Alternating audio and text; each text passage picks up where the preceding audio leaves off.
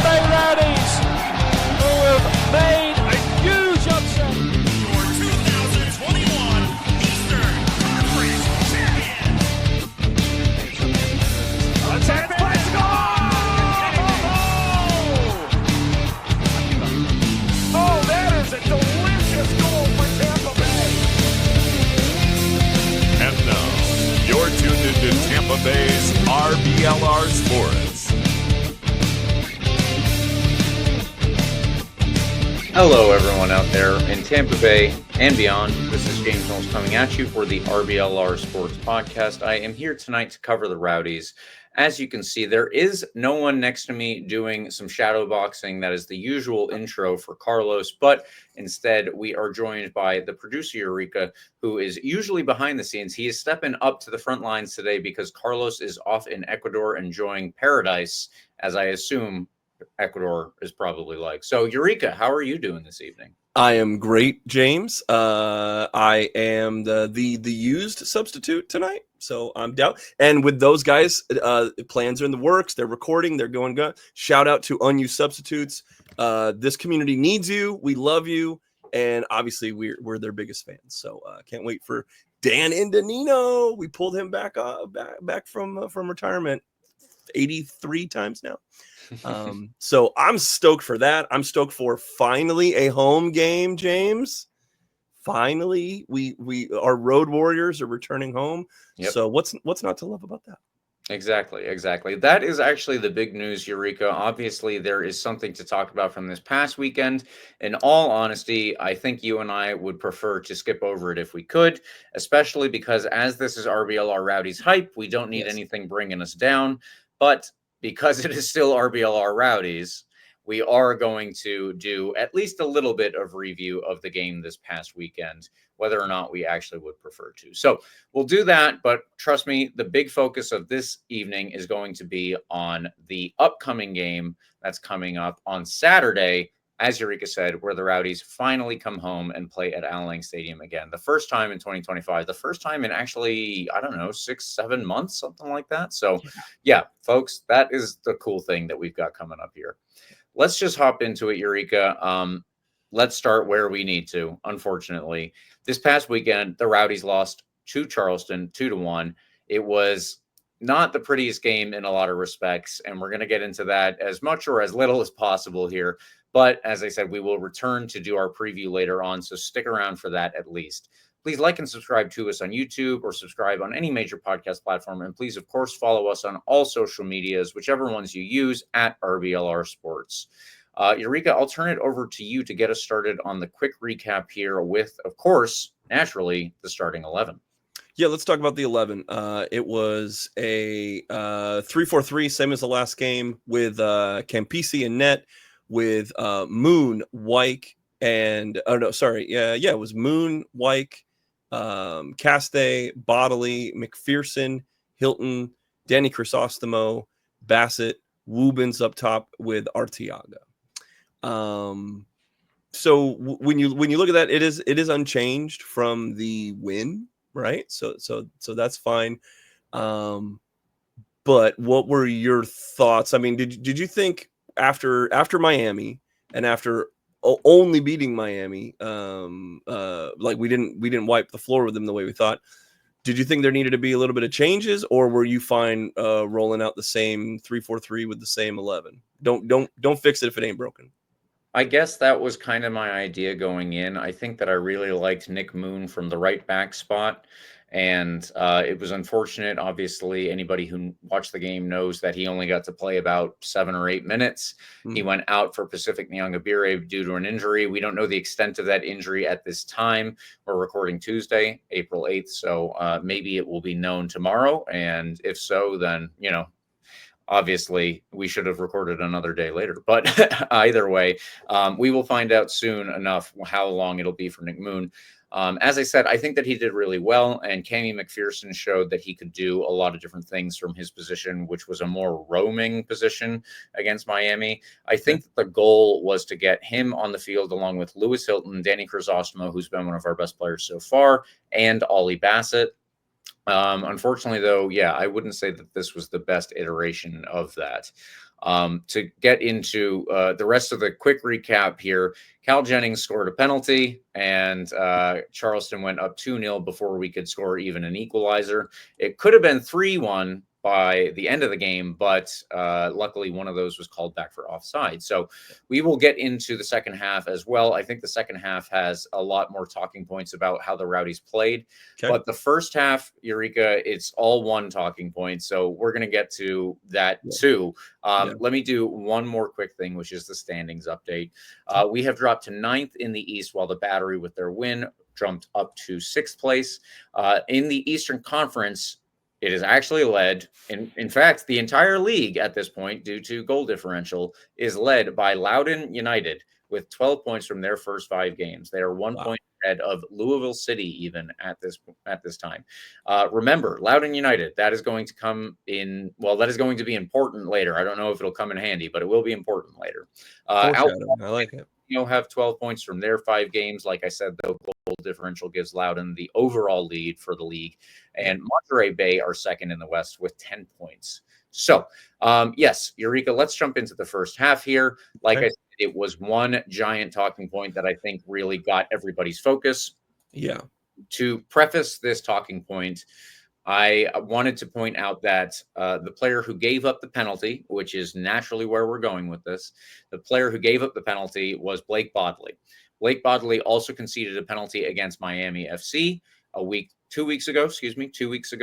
Unfortunately, that was a call that was given despite what I thought was an incredibly weak foul. If you're going to call that a foul, I don't know.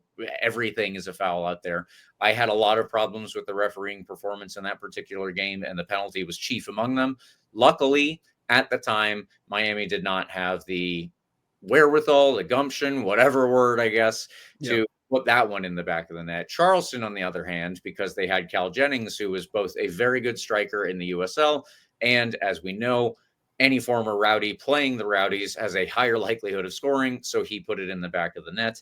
And that was despite one more thing, which was Nico Campisi's Argentine antics. I guess that this is common to at least Argentinian goalkeepers. I don't know if it's across the whole sport there, but there is a lot of smack talk going around. And while he did guess correctly and he dove the right way for Cal Jennings, it still was such a good strike from Cal that he could not save it. Into the side net it went, and they were up 1-0 before halftime. So, Eureka, let's focus on the thing that drove all the attention in the first half, because as much as we could talk about other things, there's really no point in it based on the online activity. The penalty was everything. Was it for you a penalty? Because I am still personally I'm personally up in the air. I really think if it was a foul, it was extremely weak. But the angles that we received, I guess, from USL, the broadcast was not helpful enough for me. So I'll ask you. Yeah, there's a lot of strings to pull on that one. First, I would say it was it a soft call? Maybe. I think not to rationalize it or say, here's why it was so great, but beforehand in the first, we're in like the 30th something minute, right? So or we're above 45. So in that half an hour beforehand, there were some plays that were a little chippy, no yellows, but it was starting to get a little more heated, and I think at some point, the ref's just going to want to, take control of the match in one way. But in terms of the play itself, look, if you're the backer, how about let's not let a streaking attacker get behind you on the line to make you have to make a recovery in such a way. I think that's honestly one of the bigger points out of this entire play. Yeah. So he put himself in a position, and again, this isn't the first time he's been in this specific position. And soft call or not, you're in the position, you're going to, you might get away with a couple of them, but you're going to get called, and he got called.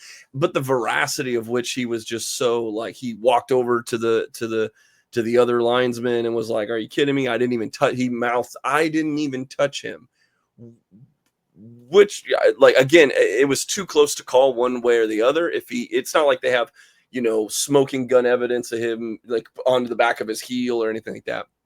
But the person running either was clumsy at the exact right time or did in fact feel something and dove or took a tumble, earned the penalty. That's football. It happens. It's maybe a little gamesmanship, maybe an out of position ref, maybe you took advantage of that. But the fact that Bodley had a guy, a foot in front of him to have to make a recovery, because what was he going to do? He wasn't going to get the ball. He wasn't going to get in front of him to impede his path. At this point, we had a person in their final third, clear and ready to go. So, and it wasn't the first or only time that happened in this game, like, or even up to that point. It was, 15 minutes or so before that, Charleston was cutting through the back line. It wasn't just bodily, Castellanos, unfortunately, wasn't able to stop people running through the back line. Charleston was getting great through balls. So up to that point, the defense has been penetrated many times. Thankfully, nothing too serious. They hit the post one time. They skied one another way. They went wide with another shot. Campisi made a couple saves on target, but you're getting penetrated, and it's just unfortunately a position you shouldn't have been in the first place to even make it where there was a soft penalty. But then we get to the penalty itself, and Campisi, Carlos, our intrepid reporter, made it apparent in our chat that I guess Campisi's 1 for 2 on these. He did this against Miami. This is part and parcel of what he's going to do. Try to get in your head, try to make you go one way. Because up to that point, Cal Jennings had only kicked to his right. That's something they said on the broadcast, is that Cal Jennings 100% of the time he kicks it one way. And I don't know if Campisi knew that. I don't know if Campisi had the scouting report on Cal Jennings and PKs enough to say, or if he just you pick one way, you pick left or right, and he picked, hey, kick it to my right, and he's yelling. And Charleston Battery released that probably viral video at this point. This is where most of the online chatter ultimately actually came from. In the moment, you're like, why are they talking? Like, so I was at the Sun game, unfortunately, not being able to watch the Rowdies at the same time. Thanks, USL, for scheduling 2 games in the same market at the same time. But so we're following, me and one of the photographers at the game, we're following along, getting updates on what had happened. And we just saw the broadcast of the PK. And then you see Cal Jennings going up and he's pointing like, yeah. And then Campisi's now they're jaw jacking each other. They're kind of needing to be separated by the referees and the players. And it's like, something else is here. And another player comes up and he's pointing, and I'm like, what are they pointing? It was all confusing until you see the unedited clip from the Charleston Battery where it's clear as day with subtitles. Campisi's like, hit it right here. Hey, Aki, he's saying right here, buddy. So talk smack, get clapped. And that's unfortunately what happened. Is Cal Jennings is a dangerous man, and he put it somewhere he couldn't get to. It's not, he played it well. He dove. He thought he had him. He thought he had the kick. Maybe a little bit of a hesitation, but nothing too crazy. Campisi tried, but wasn't good enough, and earned all the smack talk, and earned all the vitriol, and earned all of the laughing and humiliation that video has provided. Not good, and another on a long list of Campisi L's this year so far. Yeah, I guess that's a good way to put that, actually, based off of the prior mistakes that we have discussed previously on RBLR Rowdies. So we don't need to rehash those at the moment. He did guess correctly, but obviously not well enough, because it's very hard to make a save when somebody literally puts it in the side netting. I don't know. You have to be like 6'6", 6'8" for that. But regardless, that was how that particular play went. And so Blake Bodley with 2 conceded penalties. Both, it should be noted, from a position of a left back as opposed to a left wing back. I don't know if that's something that is problematic or not. We need to see, I guess, with a little bit more data. It's really hard to say after 2 games. It truly is. Yeah. So I'm very interested to see exactly how the Rowdies line up this upcoming weekend. When we do the preview, we'll talk about that. But it will obviously give us a lot of information based on what the actual coaching staff believe from the input that they have received now that they have the 4 games to review all video footage and everything. Yeah. But that was the big moment in the first half. It ate up everything online because of this video from Charleston, and that is not always a good look for the green and gold, I'll say.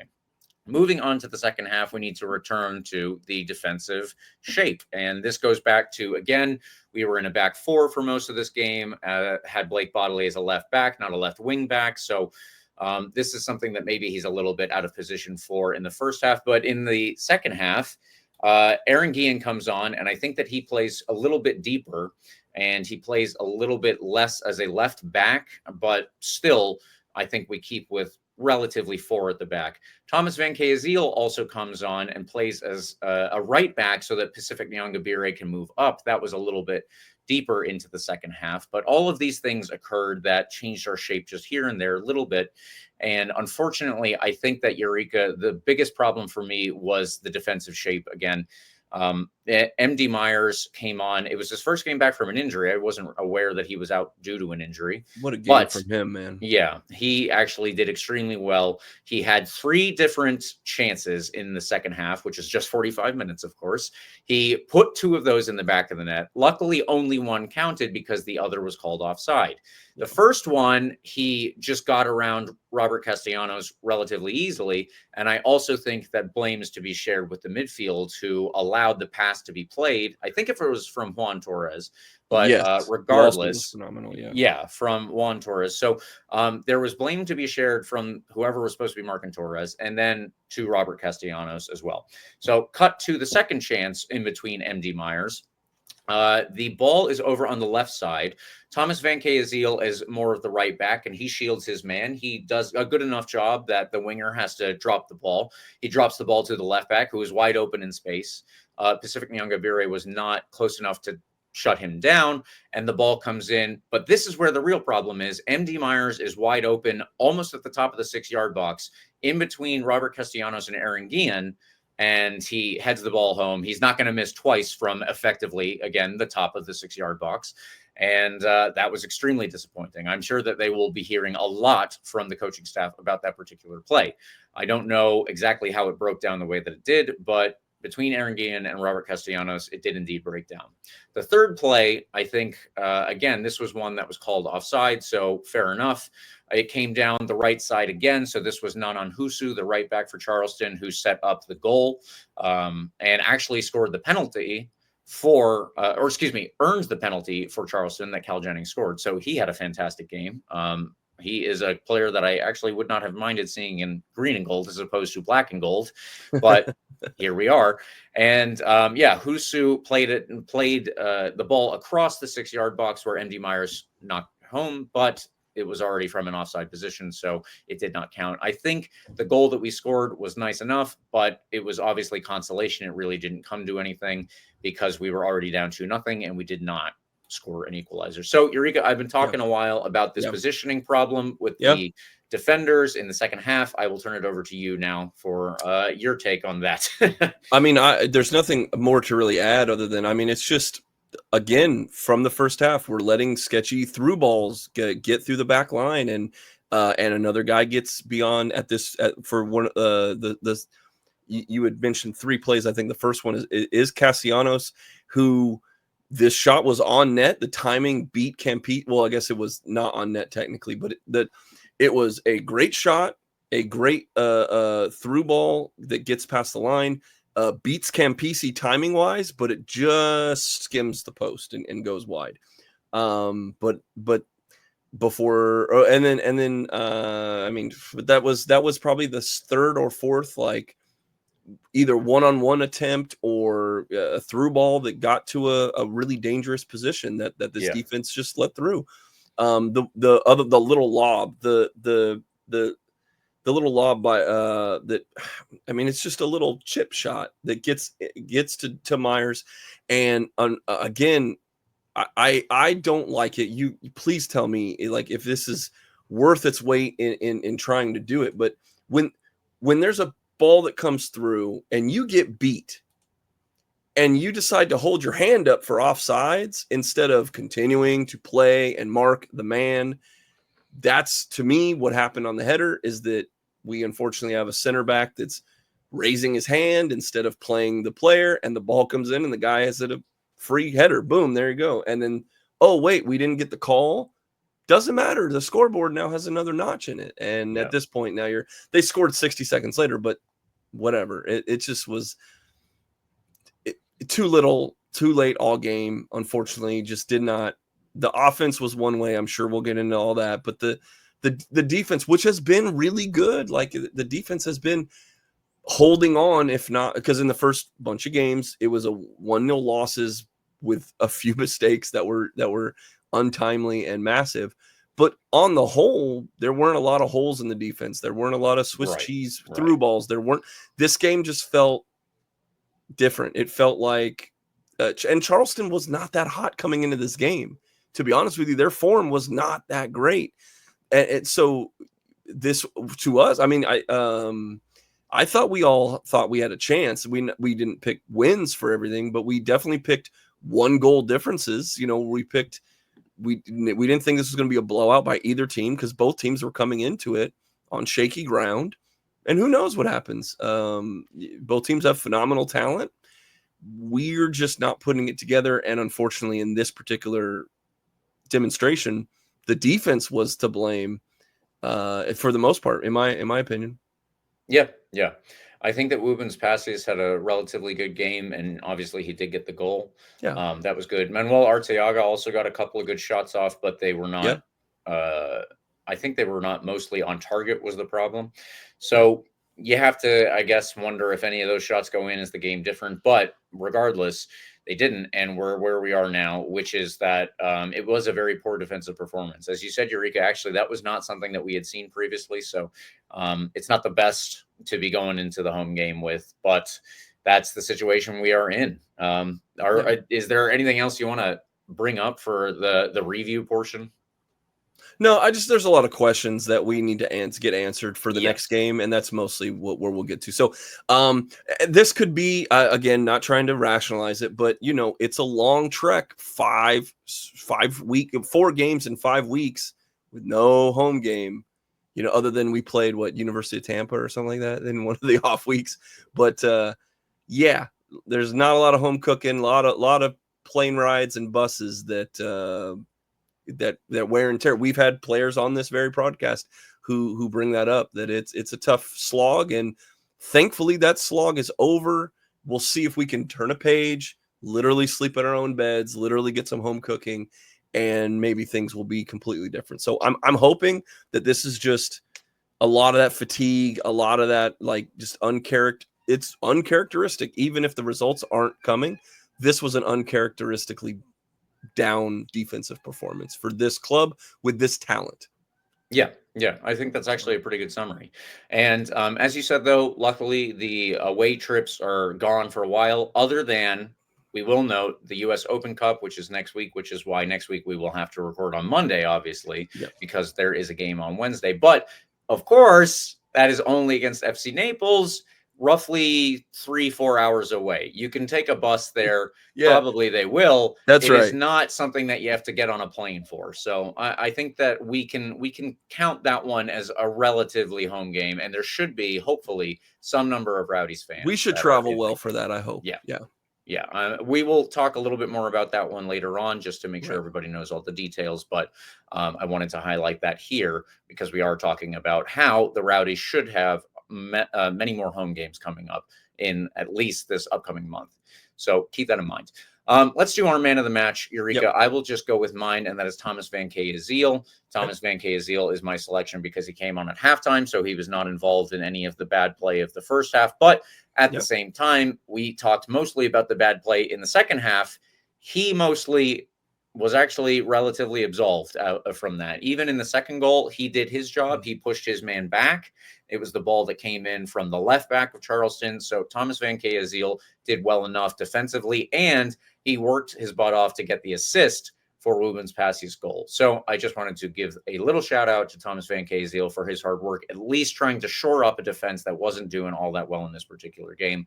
And I think that he did well enough in my estimation. Eureka, who was your man of the match? Yeah, similar story. I'm going with Pacific Nyongaburi. Wazi was awesome. Wazi was unfortunately had to come in 8 minutes into into it because of an injury to Moon. But I don't know. I mean, they think he's better than Nick Moon, and so they have what a talent that you have on your bench in Pacific Nyongaburi. And he immediately, I think, to me, showed that they can play a lot of the offense through him. That I mean, he created a good chance for Woobens early that Woobens skied over the net immediately on one touch. But it was Wazi creating things on the wing. But Wazi's also a solid defender for being that wing side. Statistically, overall, it wasn't like the greatest game for him, but like where he's showing above and beyond. But the little things are what I look for. And he, to me, wasn't an issue defensively. He wasn't an issue offensively. He was one of the key components to keeping it a 0-0 game up until that PK. So from that point, the game kind of went haywire. But I liked Wazi. I thought he did really good. And I love watching him play football. So he's my man of the match. There we go. All right. Well, Eureka, we have a preview to get to, but beforehand, I think that you often like to take this portion of the show. Yeah, I'm going to say two things. First, and this will be short, to help us out, look, liking and subscribing is absolutely free. And wherever you're hearing this, if you're on YouTube or if you're on our live stream on Twitter or YouTube, please hit that like, hit that follow. But if you got a couple bucks in your pocket and you want to help us out, keep the lights on and keep the internet going, go to shop.rblrsports.com. And if you use promo code COYR, you're going to get 10% off your entire order. But James, we put out a video. I got to do a new edit to it and get it going, because what we really want to hype is this week we have a home game, James. We have a home game, and I am like ecstatic to say that we're trying to James and I are thinking behind the scenes about how do we help the community? How do we do this? And one of the things we came up with was basically for all of us diehards. If you're watching this show, if you're a diehard, you bleed green and gold, and I know you go to every game, so you're not the problem. But you could be the solution to bringing the next generation of Rowdies fans in the door by. We all have a friend that's never been to. They might not even like soccer at the moment because they haven't experienced the wonderful cathedral that is Al Lang Stadium. They haven't seen the green and gold. And they haven't seen the athleticism and the awesomeness and the smoke and the tifo and the chanting and the everything that every one of us provide inside of Al Lang. So, look, first, go get a new person that's never been to the game. 2. When you're in Al Lang with this person, take a selfie with that person and tag at RBLR Rowdies. It's right up in the corner there at RBLR Rowdies. And whether you're on Instagram, you're on Blue Sky, you're on Twitter, no matter where you're at RBLR Rowdies, take your selfie, tag us in it, and we're going to retweet it. We're going to get it out to all the thousands of people that follow us. So you get a little famous. The new friend gets to show up and see a brand new stadium. But James, everyone that does that, every time you do it, if you bring 5 friends and you take 5 pictures, you can get 5 entries to free tickets on Original Era Night. It's not Legends Night. It's Original Era Night on August 19th, I believe. I'm a little dyslexic, so the 9 and the 6, but I believe it's the 19th. When we're doing Original Era Night, which is so there's like 7 home games to do this. There's 7 times that you could bring someone new to a game. Now think about that. About 4,000 of us show up every week on average. Sometimes it's higher, sometimes it's lower. But if the 1,000 or so people that are diehards just brought one person, now we're packing Al Lang, James, and that helps us. It helps the team. obviously we want Division One. We want to show that we're a Division One club. We want to show we're a Division One outlet. We can't just sit and wait. We can't just sit and wait for the football gods to come down and bestow us with a packed house. We have to pack out Lang. The team is doing their hardest. They're putting a good product on the field, and we all love them. So let's give the boys all the ammunition. Let's make Ao Lang a fortress, and you could do that by bringing a person. And if you do, you might get rewarded. There's going to be some free t-shirts. There's free tickets. There might be a third secret thing that we come up with. You never know. We're unpredictable, and I like that. So just bring somebody to Ao Lang, guys. All right. I'm off my soapbox. But I'm hype. I know you're hype because you get me hype with Rowdies hype. So I love it. There we go, folks. And by the way, because this is RBLR Rowdies Hype, I just want to give a quick shout out to Eureka, who came up with this scheme to get people to bring people to the game. This is supposed to be the hype show now. That's what 2025 is. That is how we are going to win our inevitable trophy in November or December, whenever that ultimately comes up. But that is how we are going to win it, because we are so hype for this season. There we go. There's a little trophy for us. But this is how RBLR, this is what we came up with to do our little portion that might be able to continue to build the hype and get it going for all of the season. So I want to thank Eureka for coming up with this. I think it's actually a fantastic idea. But everybody, if you want free tickets, if you want free shirts, free merch, maybe this other third thing that we're still keeping secret, just hold on. Just keep that in mind. Find somebody who's never been to a game before. There are plenty of people out there, unfortunately, and you can get them and you can tell them, hey, if you get one ticket, you come to one game, I can get free tickets and we can go to more. How does that sound? Surely that's pretty good.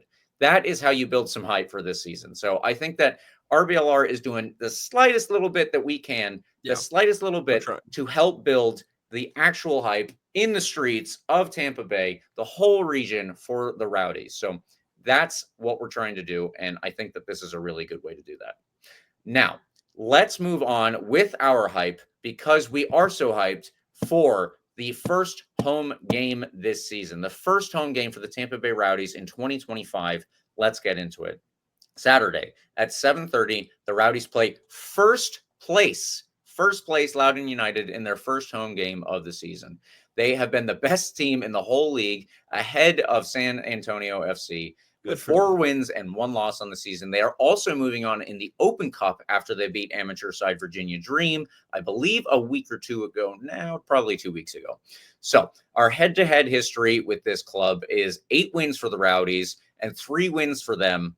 Keep in mind, 2 of those came last season. So there is a little bit of revenge to be gained when we go up against Loudoun United. It shouldn't be that way, but they're already at the top of the table, so we might as well think of it. Let's move on to their starting 11 from the last couple of games. There have been moves here and there, so just keep in mind that we're trying to do our best to figure out exactly what the starting 11 will be coming up this weekend. Hugo Faru will probably be in net. Keegan Tingy at right back. Drew Skundrich and Pedro Santos were listed as the center backs, with Kwame Awua as the left back. It was Jacob Erlinson and Tommy McCabe as the 2 central midfielders, sitting behind the attacking midfielders, Ben Mines, Florian Valo, and Abdelatif Abukara, all behind Zach Ryan, the lone striker listed in their formation. Abdelatif Abukara leads the team with 4 goals, while Florian Valo has 4 assists. Abukara has 1 assist as well, and Riley Bedoys has 2 goals coming off the bench. Tommy McCabe is their biggest chance creator, and they have had 2 clean sheets out of their 5 games so far. Again, this Loudoun United team is no pushover. They have been in the past. Last season, they were a bogey team for us for whatever reason. That wasn't necessarily because they were great, but I think it actually has proven to be the case this season that they are doing extremely well. Whether or not they can maintain it, we'll see, but it is a lot fewer just 17, 18, 19, 20-year-olds. It is a couple of those, like Abukara, who is actually doing extremely well, but there are more players who are regular USL veterans at this point, at least players who have several years of USL play under their belt, even if it is just with Loudoun United. Yeah. And I think that a lot of Rowdies fans are going to be familiar at least with the name of Florian Valot. We have played him with the New York Red Bulls. We have played him with Miami FC. So he has been a thorn in our side plenty of other times. And Zach Ryan up top is a very good player too. Keep that in mind because he has really done well for them, and he is central to everything that they try to create. Pedro Santos is the last player I wanted to highlight. Formerly with DC United, he has been mostly loaned to Loudoun United this year because of his age, but he was previously for several years a designated player in MLS. That means he has a lot of pedigree, even if he doesn't necessarily have the legs that he used to have when he was a designated player back in his MLS days. So all of this to say, again, this is actually a huge game. This is going to be a huge challenge for the Tampa Bay Rowdies. We have just talked about all of the ways in which the Rowdies didn't look so great against Charleston compared to the game which they won against Miami and the prior two games, which were losses, but were weak losses, let's say. So there's a lot riding on this. And it's not just because it's a home game, but also, Eureka, it is because it's a home game. This is our first home game. We have to win this one. We have to go out there. We have to make a real statement here. Loudoun United, top of the league. What do we care? We don't care. We're going to win this game. That's how I feel. This is a hype match. Get ready for it. Eureka, what else we got for Loudoun? So, I mean, Loudoun, 100%. If you dig into their analytics, like I like to do, they are. I won't piece by piece do it. You did a wonderful job laying those things out. They have they're 8 or 9 deep in terms of like plus quality players, playing in form right now. If I'm on the Rowdy side though, I kind of look at some of their results and I go, when they played Louisville City, who sits 1 point behind them, they lost 2-0. And the last two teams the last USL teams that they beat were Hartford, who is a -6 goal differential. And you have Rhode Island, who are not so hot to start this season. So maybe they're beating up on some mid to bottom tier teams in the East.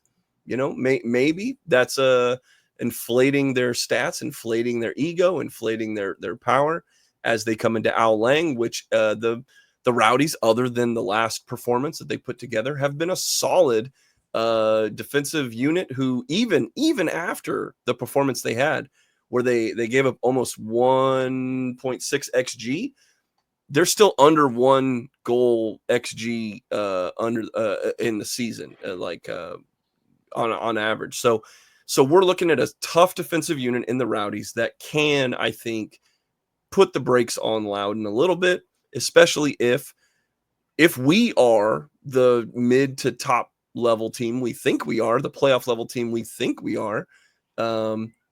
Maybe that evens out. Maybe we'll see Loudoun not be able to do so much. But again, the home cooking, getting off the road, I think you're going to see a different Rowdies team. I mean, it just has to. If we have a really hard conversation to have if this isn't a spirited performance from the Rowdies. What else do you need? Home opener against a team that I think, looking at the numbers, I think they're good. They've earned every point they've gotten, but is the gulf that wide between the Rowdies and Loudoun United? We'll see. We'll see for 90 minutes. But because all the questions on my end are, what changes are we making, if any? Exactly. What are we doing? What is Robbie Nielsen doing? Because it is not working right now. And the vibes are very low in the fan base right now. Especially the more diehard among us. We're waiting for something to change, because there are more than just 1 or 2 players that are making mistakes. But then again, what do you do? You have great depth in this club. So we start looking at, why are some of the players on the bench? Why aren't they playing? I don't know. Because I don't know if it's a tactic thing. I don't know if you can change formation. I don't know if you change players. I don't know if you're giving more time to some players that haven't gotten a lot of time so far. What are some of the questions you are having about what the Rowdies are doing? Because I have a number of them, and I don't know where to begin on them. So I would say, what are some questions you had and changes you might want to see? Well, the formation is the first thing that comes to mind naturally. We have had 4 at the back for the last 2 games. One game it worked, one game it didn't. Both of them were questionable in moments, again, with the shape of the 2 penalty concessions and then the shape, especially in the second half against Charleston. So we need to keep that in mind. But if the goal of having this 4-3-3 is to allow Cammy McPherson, Lewis Hilton, Danny Crisostomo, and Ollie Bassett to be on the field at the same time, where they can combine with Woobs and Manuel Arteaga up top, then is that the way that we actually need to move forward? Maybe it isn't.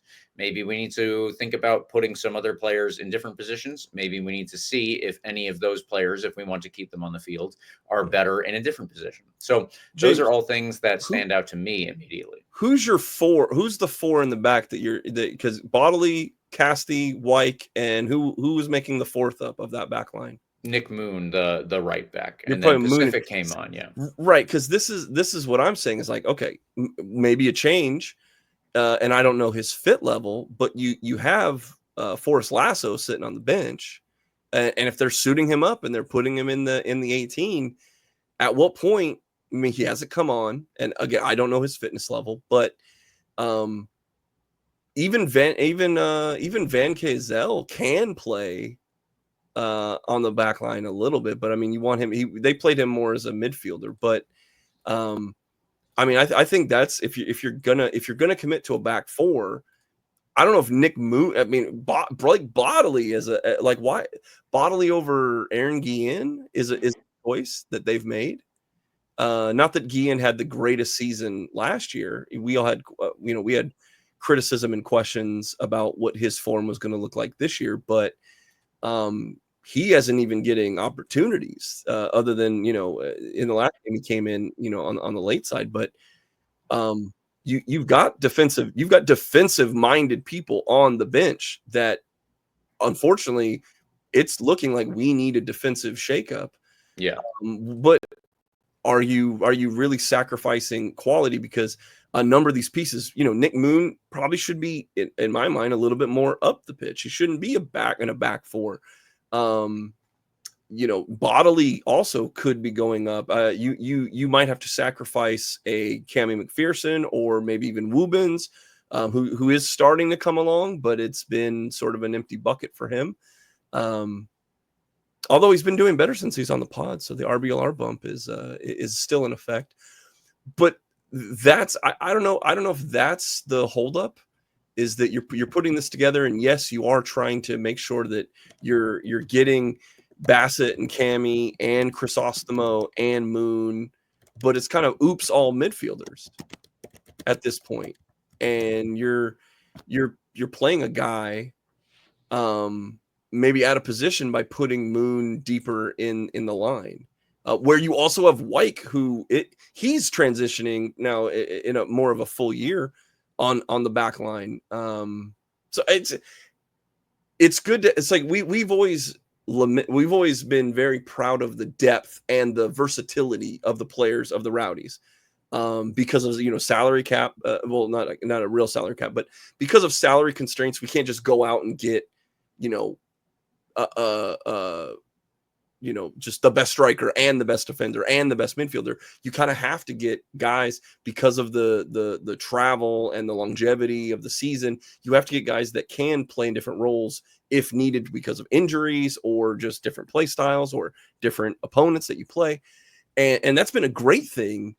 But now we're sort of sitting here going, when we're plateauing, when we're not getting results, those players can move in different pieces, but we haven't seen a lot of the reconfiguration. I'm not saying you need to break things completely, but questionable. I mean, you kind of question it. You kind of give the benefit of the doubt to say, okay, yeah, let's try Moon in a back 4. But at some point, where's the, and if it's a downhill slope, unfortunately, in performance, at what point do we just kind of stick to a tried and true, unless there's a fitness concern that I don't know about, but they're suiting these players up. Can they play? And if not, why aren't we seeing changes or signings or other things? So. Yeah, Forrest Lasso sitting on the bench the last couple of games. I do know that they were trying to have him come back slowly, which means 100%. avoiding the pitches at places like, let's say, Tulsa, let's say Las Vegas, let's say Miami FC. But Charleston might have been an interesting game for him to get his first appearance this season. So we'll see if he does get off the bench for this one coming up here. And the biggest thing for me is whether or not they continue with the formation that we've seen. That is my biggest question, just like probably most people. But Eureka, we still need to be hyped for this game because it is a huge match and a huge challenge, just like I said. Yes. Loudoun United, top of the table, top of the league, and they are coming to Al Lang for our first home game this season. Okay. So let's get into the predictions for this one. Yes. I think that I know where we're all headed, but I'm going to let you start us off here and get the hype train rolling. Well, let's start with Carlos, who he's in paradise. And I think we would all be in paradise if his prediction comes true, which is a 3-1 shell-lacking of Loudoun United. And he's the closest proximity to them, so I think he knows them the best by osmosis or some transitive property. So 3-1 to him. I'm still optimistic, maybe a little less optimistic than he is. I do not think we will keep a clean sheet. But I do think we will get 3 points and we will beat Loudoun United 2-1. Come on, you Rowdies. And my prediction is possibly then a little bit more optimistic than that because it's RBLR Rowdies hype. Normally, I would be the downer and I would have my shoulders sunk and I would be like this while I'm talking and I would be whispering into the microphone. No, that's not what this game is. That's not what this team is. This is the hype season for the hype team in the USL Championship. If we are going to be a top-level professional team like everybody in Tampa Bay wants us to be, then that's what this show needs to elevate. And I am going to start here with a 2-0 win at Al Lang Stadium over Loudoun United, top of the table, to get our first good win, first solid win, a shutout on the season. That is what I'm looking for in this Saturday game. I love it. We're all different degrees, but if any one of us get that correct, I think we'll be happy with the point. We will all be happy with 3 points for sure. Yeah, absolutely. Yeah. Let's move on now to our extra time segment. There are a couple little bits that we needed to hit on. First of all, wanted to say a big congratulations to Jan Ekra, former Rowdies player who has now stepped up as an assistant to the coaching staff. That means that he will be assisting Robbie Nielsen, and he's not coaching kids anymore, I would assume, because this is a full-time job, and it would be hard to fit all of that in. But he does have a little bit of coaching background, obviously, with that side, and he has been taking his coaching courses previously while he was a player. I know that from our prior conversation. So, Eureka, I guess the question is another RBLR bump? It's just the truth. Yeah, how many times do you have to see it to know that it's true? Friend of the pod, Jan Ekra came on. We're the Jan Ekra fan club, James, and our goat came on to the show, and then later on, he's a professional coach now. Can't be a coincidence. What are you going to do? I do believe Florida Premier announced that he is head coaching some program. Well, I guess. But then again, I don't know. There. They kind of announced it at the same time, so I don't know if he's like doing double duty. I don't know if he's maybe. I don't. Maybe we'll have him on the show again, and he can explain this in detail. His commitments to the young lads of Premier and the young lads of the Tempe Rowdies. So if anybody can do it, it's probably Jan Ekra. Everybody remembers how hard a worker he was when he was on the field. So I mean, why are we even talking about? Why would we be surprised? He might pick up a third team to coach. Exactly. We still have RBLR FC. He could coach. If we need to get the five-a-side again together to go and get our butts kicked in the middle of July next time. We might score 2 goals next time if we had Jan Ekra telling us what to do. There we go. So Jan, we'll just hit you up for that later on. Don't worry. Yeah. Speaking of another player who has represented the Rowdies, and we hope will do so again in the future, Christian Ortiz scored his first professional goal ever in a 3-0 Open Cup win over Lexington for Columbus Crew 2. Fantastic for Christian Ortiz. I was honestly shocked by the result. I didn't think Columbus Crew 2 was going to beat Lexington because they had started relatively well, but not only did they win 3-0, Christian Ortiz was one of the players. So fantastic stuff for him. Good enough for Columbus Crew too, I guess. And I'm so psyched for Christian Ortiz. He is part of RBLR Rowdies hype. And I hope that he gets many more goals and he forces his way back onto this team coming at least in 2026, if not sooner. Speaking of the Open Cup, we mentioned this earlier, but the Rowdies have been drawn into their first game of the U.S. Open Cup in 2025.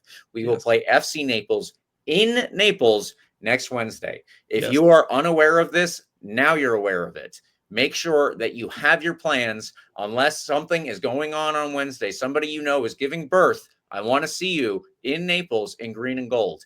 Naples has a very good fan base, and they are trying their best to make themselves the big team in Florida, at least on the West Coast. That's not going to happen, folks. We are the big team in Florida. And we are the big team, certainly on the West Coast. We need to go down there and we need to show them up as fans as well as players, and we need to win that game. It's going to be difficult, not only because they have a good fan base, but also because actually Naples are doing extremely well in their first ever season. They have won their first 2 Open Cup games, including last week against somebody, but they previously played Sarasota Paradise, and then they moved on in their second game against an opponent that I am not currently remembering. I believe it was Foro FC, another amateur side. So Naples, though, is doing well also in USL League One, and they haven't lost a game in their inaugural professional season. Keep that in mind, folks. This is why we need to get down there. This is why, again, we need to get hyped. The Open Cup is a big deal. It is another chance at silverware. It is another chance for us to move on and build rivalries, if that's how you want to look at it, against Naples. Yeah. I don't like anybody down in Naples. Do you, Eureka? Nope. There we go. So let's get down there and let's show them what it means to be a Tampa Bay Rowdies fan. We will do that, I think, next Wednesday. Finally, the Rowdies put out their promotional schedule for all of the remaining nights this season. Yep. I'm not going to go through all of them because if I did, it would just be forgotten, and I understand that. So I'm going to do just a couple for this promotional schedule that they have put out. If you would like the rest, please, first of all, check out Rowdies' social media or their website. You can find it all there. Yep. April 12th, naturally, that is our home opener. Very important game. Everybody, bring somebody. You can win tickets from RBLR Sports, but make sure that you are there to cheer the team on this weekend. It is a huge game. We've already been over that one. April 19th is the weekend afterwards. It is a fireworks night. That's why I mixed up those two sounds. But it is a fireworks night on April 19th. After the game, they will be able to celebrate it. April 26th, one more very big game that I'm going to mention. That is the anniversary night. Again, this is the Rowdies' 50th anniversary season. We started, the team started in 1975. If you count the little break in between, we are, I guess, a 50-year anniversary with a couple of years in between that we don't necessarily have to mention all the time, but it is the 50th anniversary from 1975 when the team was originally founded. We are back and we are celebrating with anniversary night. Again, that is April 26th. If you would like the rest of the promo schedule, please check out anywhere you find Rowdies information on their website or social media. We will probably also put this up on our own stuff, so you can check out RBLR Sports. And with that, Eureka, I think I can transition us into saying thank you, listeners, for tuning in. Please follow RBLR Sports on all the social medias. Those are Instagram, Twitter, TikTok, Facebook, Threads, Blue Sky, wherever you are, we are too. at RBLR Sports. Eureka, have I missed anything? Well, I am available at Eureka RBLR on all forms of social media, including Blue Ski. Where are you on all these social medias, Mr. James? I don't think I'm on all of them at RBLR James K, but I am slowly making every single thing at RBLR James K because I sometimes forget that's not my name in a place, so I have to go and change it. Now it is at RBLR James K on most things, but I'm mostly on Twitter. So yeah, check us out if you would like to get at us. You can also use the hashtag AskRBLR if you have any questions. Please like and subscribe to our podcast. You can get the full experience on YouTube. Or if you just want to listen, no problem. We're on Spotify. We're on the iHeartRadio app. We're on Apple and Google Podcasts, wherever you are. Eureka, this is RBLR Rowdies Hype. First home game of the season. Come on, you Rowdies. Let's go. Let's go.